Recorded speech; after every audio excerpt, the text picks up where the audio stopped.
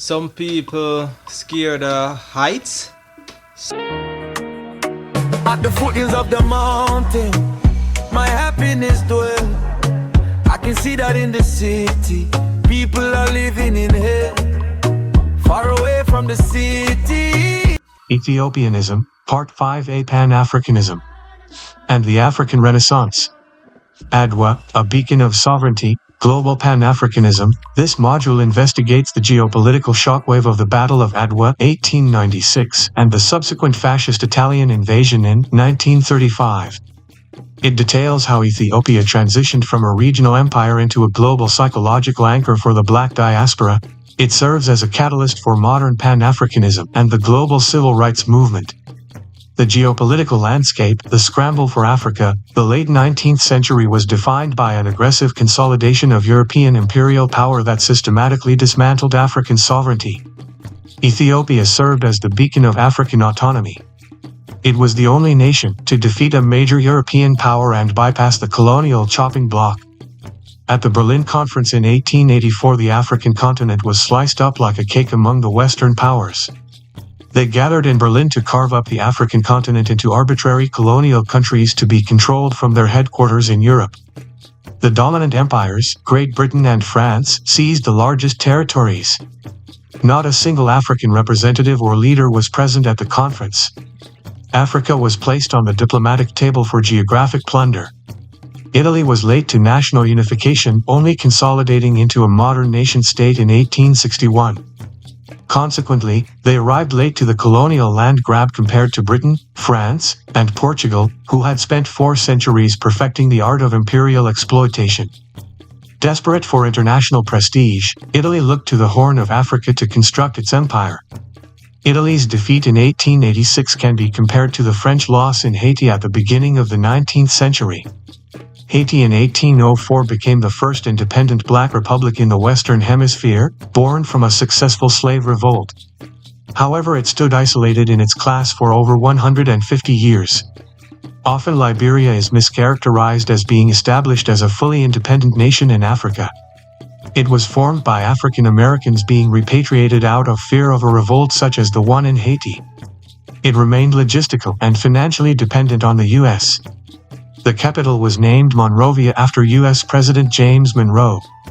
A few years prior to Adwa, African military genius disrupted British colonial expansion.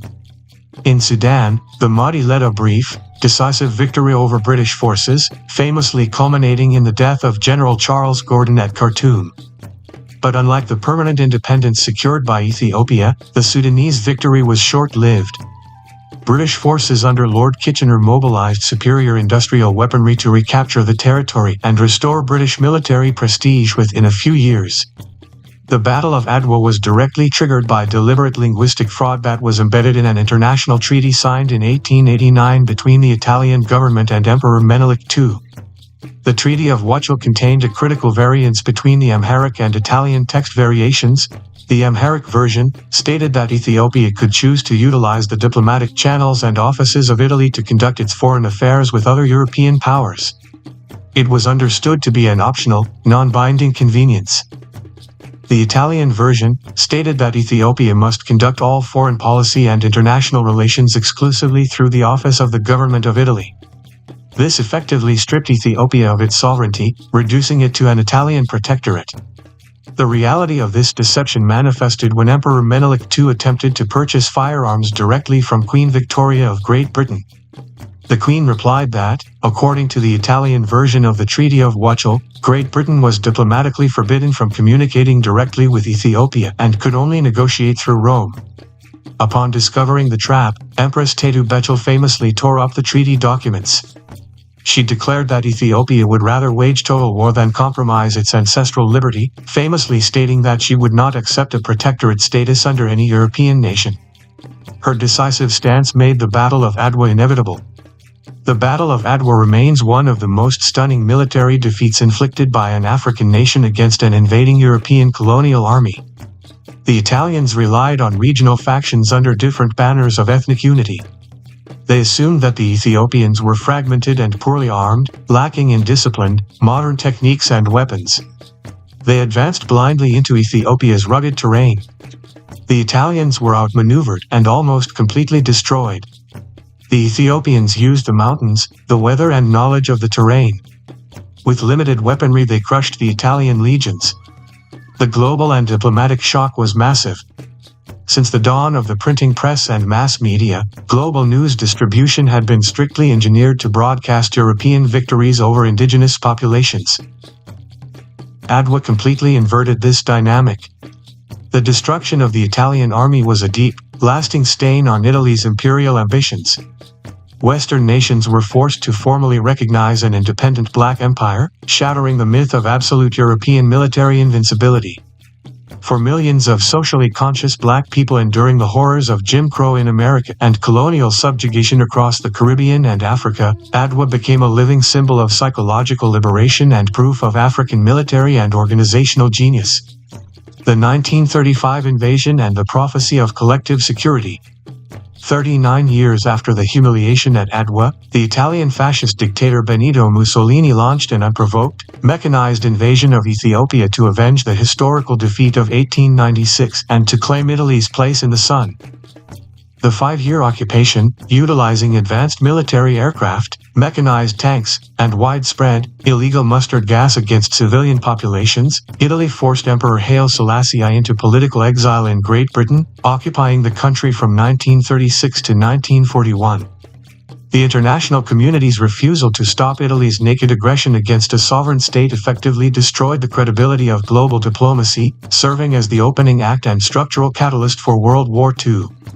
Emperor Haile Selassie I traveled to Geneva to address the League of Nations, demanding collective security for his country. When the Western powers chose appeasement and turned their backs, the emperor delivered his chillingly accurate prophecy to the assembly: it is collective security, it is the very existence of the League of Nations. It is the confidence that each state is to place in international treaties. It is us today. It will be you tomorrow. Within 3 years of his address, the exact same Axis powers launched blitzkriegs across continental Europe, fulfilling his prediction. The Italian invasion of Ethiopia ignited a massive wave of grassroots Pan-African mobilization within the Western Hemisphere, particularly in the US and the diaspora. The diaspora response to Italy's invasion. Colonel Hubert Julian, the Black Condor of Harlem, traveled to Ethiopia to personally train pilots and command elements of the fledgling Imperial Ethiopian Air Force. Colonel John C. Robinson, the Brown Condor of Chicago, an African-American aviation pioneer and founder of the Challenger Air Pilots Association, traveled to the Horn of Africa to serve as the personal pilot to Emperor Haile Selassie I. He flew dangerous reconnaissance missions through Italian anti-aircraft fire to deliver medical supplies and transport wounded soldiers. Long before the United States military officially entered World War II to fight international fascism, Black Americans were already on the front lines in East Africa, spilling blood to defend African independence. This historic chapter permanently bound the domestic fight for civil rights in America to the global struggle for Pan-African liberation. Classroom discussion prompts. 1. On treaty language. How does the linguistic fraud in Article 17 of the Treaty of Wachel demonstrate the historical importance of literacy, translation, and legal autonomy in foreign affairs? 2. On global media. Why did the news of the Battle of Adwa cause an intellectual crisis across European capitals in 1896? 3. On Allied double standards. Why did Western democracies ignore Emperor Haile Selassie's pleas in 1936, and how did that failure directly impact the safety of Europe during World War II? 4. On Pan-Africanism. In what ways did the volunteer actions of Black American aviators like John C. Robinson alter the relationship between the African diaspora and the African continent? Chronicles of the Monarchs, the 3 dynasties of modern Ethiopia from the Red Sea trade to the modern and global stage. This module traces the personal histories, tactical strategies, and geopolitical realities of the legendary kings and queens who steered Ethiopia across 3 major structural eras: the maritime empire of Aksum, the architectural peak of the Zag, and the 700-year imperial reign of the Solomonic line. The core objective: to analyze each monarch not merely as a figure of myth, but as a strategic administrator, military commander, and guardian of African independence. It is understood that by the Common Era Greek and Roman merchants had established trade along the coast of the Red Sea. As a result, alliances were established with local leaders. This timeframe amplifies a wave of migrants into Ethiopia that had begun centuries earlier from across the sea.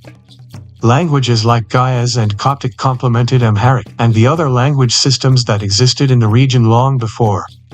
An important distinction regarding new languages and scripts is to know that they often introduced new ideas. However, a script can be adapted in order to write down indigenous ideas. Gayas was adapting and adjusting to the Greek writing systems. Coptic was adapting to the ancient Egyptian system, and by that time had Greek influences because of Alexander's conquest and the subsequent Ptolemaic rule.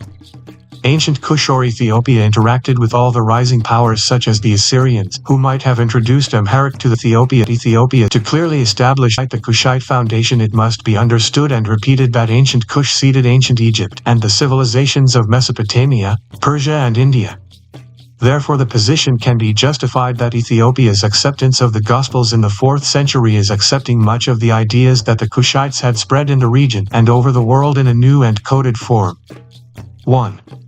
The Maritime Kingdom of Aksum, 100-940 CE, the Aksumite Empire was a global economic powerhouse. It ranked alongside Rome, Persia, and China as one of the world's 4 great powers, controlling trade routes between the Mediterranean and the Indian Ocean. The port of Adulis sorted goods such as textiles and raw materials from the African hinterlands. It served as a hub for trade between the Greek-Roman realms and the Persian and Indian markets. Based on research, here is a list of some of the known Ethiopian monarchs and what we know about them. King Zoskles. 1st century CE, Pipe the Gateway Sovereign, Zokles is the very first historically verifiable Aksumite monarch. His reign is documented in the Periplus of the Erythraean Sea, which is a maritime guide written by an anonymous Greek-speaking merchant. Zokles transformed the coastal town of Adulis into an elite, internationally protected free trade port. He was described by contemporary writers as highly literate, well-versed in Greek literature, and ruthlessly protective of his custom tolls. By dominating the Red Sea choke point, he forced Roman, Persian, and Indian merchants to trade on Aksumite terms, building the initial treasure reserve of the empire. King Ezana, 320-360 CE, the great unifier and coin-minting innovator. Tutored by the Syrian scholar Frumentius, Ezana made the historic decision to adopt Orthodox Christianity as the state religion. This was not a passive conversion, but a calculated geopolitical masterstroke that aligned Aksum with the Eastern Byzantine Empire, creating a massive Christian trading bloc. Ezana was a phenomenal military strategist. He led successful campaigns against the Beta tribes and Ammit. He famously launched an invasion down the Nile and conquered the fading Kushite capital of Meroe. To broadcast his absolute sovereignty, he became the first African monarch to mint his own gold, silver, and bronze currency. The coins were explicitly stamped with his image and changed over time from pagan crescent moons to Christian crosses, serving as circulating political propaganda across the ancient world. King Caleb, 510-540 CE, the transcontinental avenger, in the 6th century, the Himyarite kingdom, modern-day Yemen, across the Red Sea, fell under the control of Thu-Nuwas, a ruler who began aggressively persecuting the local Christian population and disrupting trade networks. Responding to a direct request for military aid from the Byzantine Emperor Justin I, King Caleb mobilized a massive naval armada. Caleb successfully crossed the Red Sea, crushed the Himyarite forces, executed Thu-Nuwas, and annexed southern Arabia into the Aksumite Empire. This marked the absolute peak of Aksum's transcontinental territory. Later in life, demonstrating the deeply spiritual nature of Aksumite kingship, it is said that Caleb abdicated his throne, sent his royal crown to the Church of the Holy Sepulchre in Jerusalem, and retired to live out his days as a humble monk in an isolated monastery. Najashi, according to Islamic accounts, he was the king of Ethiopia during the time of the Prophet Muhammad, peace be upon him. Najashi gave refuge to the Prophet at a time when the Prophet was being pursued by his own tribesmen, the Karish.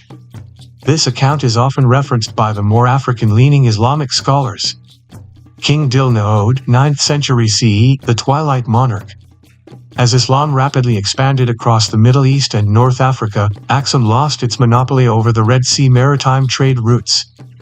Deprived of commerce, the empire's coastal ports withered, forcing Dilna to shift his administrative power center deep into the rugged, agrarian highlands of the south. Dilna was the final reigning monarch of the classic Aksumite line.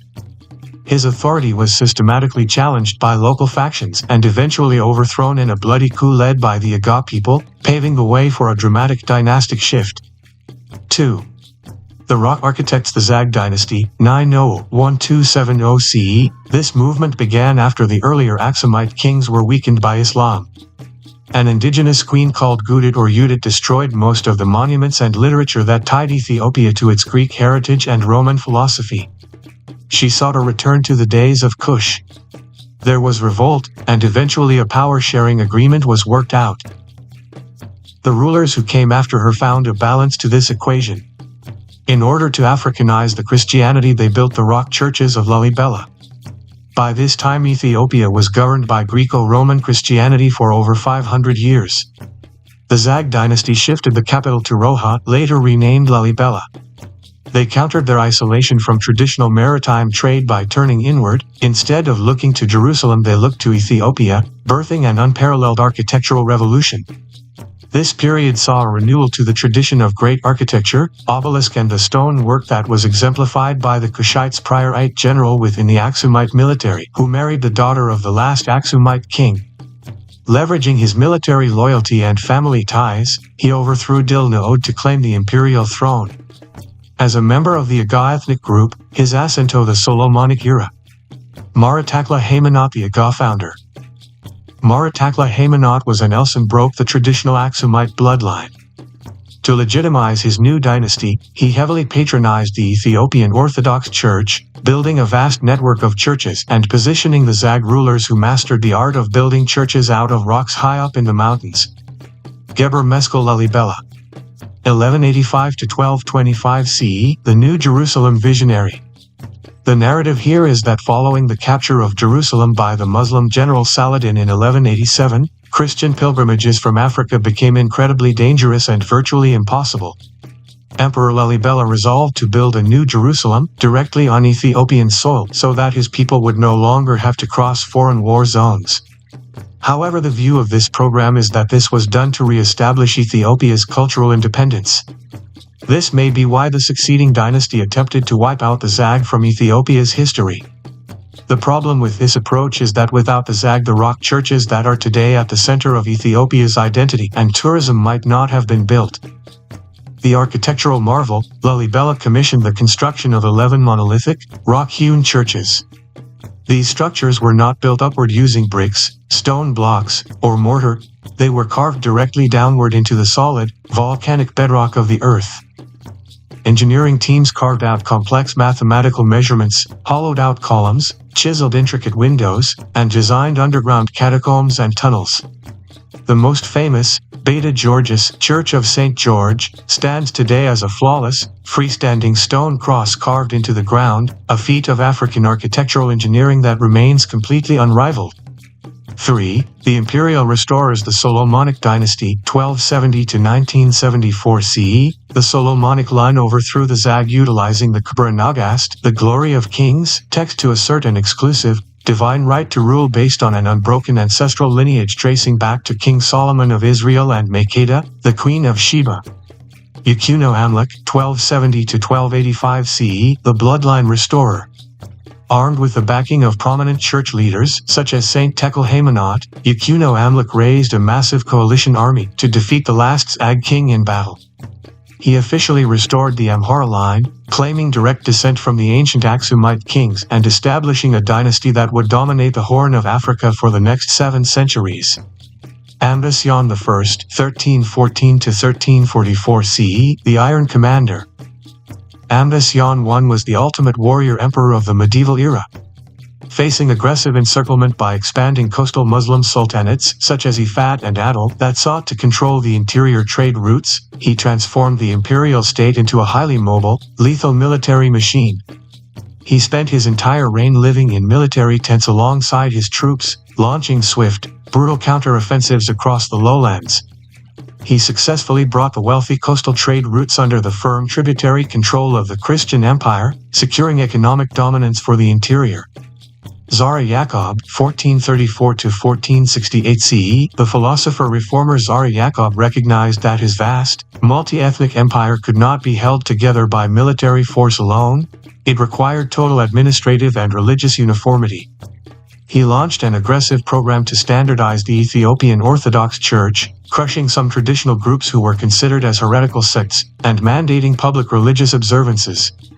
A brilliant intellectual, he personally wrote several foundational philosophical and theological texts, including the Book of Light, Metsafe Burhan. He decentralized local administration, placed trusted governors across remote provinces, and opened early diplomatic channels with European kingdoms, sending a formal delegation to the Council of Florence in Italy. Tewodros II, 1855–1868 CE, the father of early modernization. Tewodros II emerged out of the chaotic Amensephint, the age of the princes, a dark century where local warlords had fractured the country into petty, warring fiefdoms. Rising from humble origins as a bandit leader, he systematically defeated every regional rival to forcefully reunite the imperial crown. Tewodros understood that in order to protect Ethiopia from creeping European imperialism, the nation had to industrialize. He modernized the military, created the country's first centralized professional army, and built a massive arms foundry at Gafat. He arrested the European missionaries. He built the Sebastopol, which is a colossal, 7-ton mortar cannon. His reign ended in a dramatic standoff against a British expeditionary force at Magdala, where it is said that he chose to commit suicide. A popular narrative is that he shot himself with a pistol gifted by Queen Victoria rather than surrender to colonial captivity. Johannes IV, 1872–1889 CE, the defender of the faith. Unlike his predecessor, Johannes IV used a decentralized, federal approach to governance, allowing regional kings to rule their territories as long as they paid imperial tribute and provided troops. His entire reign was defined by relentless, simultaneous defensive warfare against existential foreign threats. He brilliantly outmaneuvered and completely destroyed a modern armed Egyptian invasion force at the battles of Gundet, 1875, and Gura, 1876.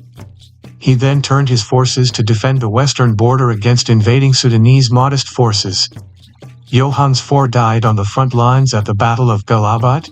His unyielding leadership successfully kept the core of Ethiopia free from foreign occupation during the height of the European scramble for Africa. Emperor Johannes had maintained a relationship with the British, whom at that time in the world of diplomacy had maintained an indirect influence over Ethiopia. They had previously caused the death of the Emperor Tewodros and held his wife and children captive in Britain. Johannes became the local enemy of the Sudanese Mahdist because of this alignment. Menelik II, 1889–1913 CE, the architect of Greater Ethiopia. Whenever we talk about Emperor Menelik II, we should also mention his wife. She founded the city Addis Ababa, the New Flower. She was the key logistics commander in the Battle of Adwa. She took the responsibility and declared war against the Italians, at a time when some of the men were hesitant. She was eventually overruled by a faction of the Ethiopian government after King Menelik got sick and was unable to speak. This was against his direct orders. Menelik II was a geopolitical genius who effectively doubled the geographic size of the empire, expanding its borders south and east to construct the modern map of Ethiopia. He systematically modernized the state's infrastructure by introducing the railway system, the telegraph, a national currency, and a centralized postal system. When Italy attempted to reduce Ethiopia to a protectorate through the fraudulent Treaty of Wuchel, Menelik II pulled off a stunning diplomatic feat. He had secretly spent years purchasing European firearms from France and Russia. On March 1, 1896, at the Battle of Adwa, he mobilized over 100,000 unified, modern armed Ethiopian troops to completely crush the invading Italian army, forcing Europe to formally recognize absolute black sovereignty. Liu Iyasu was to be the next emperor of Ethiopia. He was the grandson of Menelik. He spent a lot of time outside of Addis Ababa, the capital, trying to organize other groups in order to strengthen his reign. This left a vacuum where he was overthrown. It is said that his father, the powerful Ras Michael, wept upon hearing the news. He himself had converted from Islam in order to assume his role. Iyasu was never formally crowned King of Kings. He wandered in the remote regions of Ethiopia after he refused to be exiled to a foreign country and did not side with the Italians. The last time he was reported seen was on a train in 1935 around the time of the Italian invasion. He is often not mentioned. The throne was passed to Empress Zuditu 1916 to 1930 CE. As the daughter of Menelik II, Zuditu made history as the first and only female empress, Negist Negist, to rule the modern Ethiopian empire in her own right. Her ascension was a delicate political compromise designed to stabilize the state after the volatile reign of Ieyasu. Zuditu served as the absolute guardian of traditional Ethiopian culture, deep religious piety, and conservative nobility. Her husband Ras Gugsa Wal died in a battle challenging the regency of Ras Tafari Makanin. He was the nephew of Empress Taytu Bechel.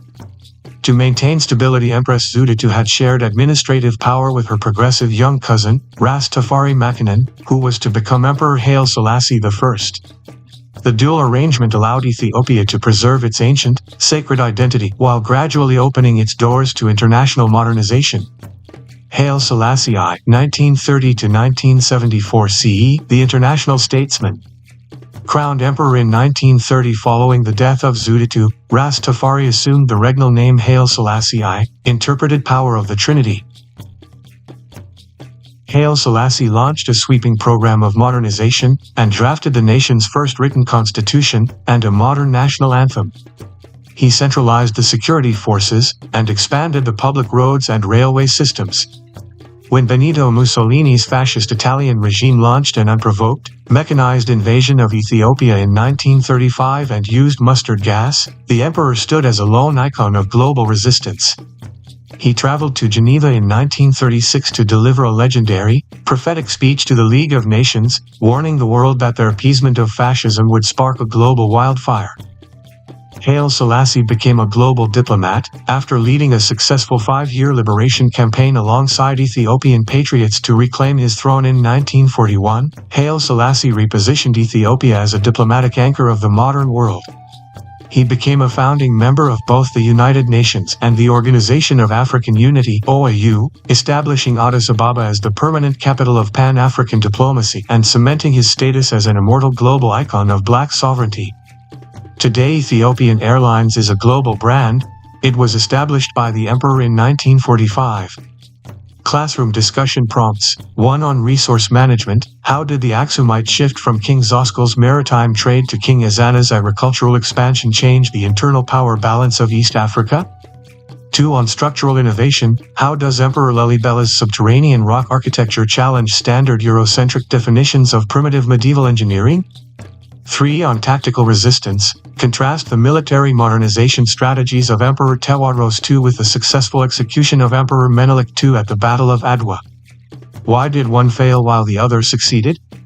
4 on shared governance. How did the power-sharing agreement between Empress Zuditu and Ras Tafari Makanin protect Ethiopia from internal civil war during the early 20th century? My happiness dwell. I can see that in the city. People are living in hell, far away from the city. My happiness dwell at the foothills of the mountain. There is no church bell. Tell the